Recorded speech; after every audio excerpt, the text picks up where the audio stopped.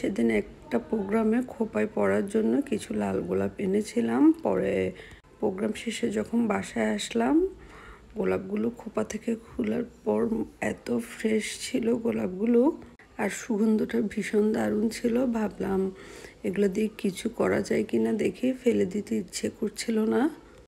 তারপর YouTube ঘাঁটলাম। YouTube ঘাঁটতে ঘাঁটতে দেখলাম এটা দিয়ে সুন্দর গোলাপ জল রেডি করা যায়। আমরা নিজেরাই বাড়িতে করতে পারি খুব ইজি প্রসেসে।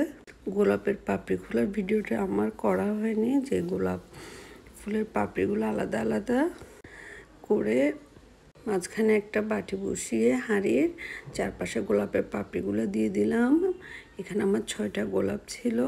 তারপর তার মাঝে 2 কাপ পানি দিয়ে দিলাম 6টা গোলাপে, আর খালি বাটিটা যেভাবে বসিয়েছি ঠিক সেইভাবে। তারপর একটা কার্ভ ঢাকনা দিয়ে দিলাম। এই ঢাকনাটা এখন সবার ঘরে থাকে, সোজা ঢাকনা দিলে হবে না, তখন ওখান থেকে বাষ্পটা বের হয়ে আস্তে আস্তে ওটা বাটির মধ্যে জমা হয়। যেটা বাটিতে জমা হয় সেটা হচ্ছে রোজ টোনার, আর যেটা রেড কালারের দেখছেন সেটা হচ্ছে রোজ ওয়াটার। আমি পরে এগুলো ছেঁকে নিয়েছি, কিভাবে করেছি দেখেছেন। আর একটা কথা, এটা খুবই অল্প আঁচে করতে হবে, 20 থেকে 25 মিনিটের মধ্যে হয়ে যাবে। আপনারাও বাসায় ট্রাই করে দেখবেন।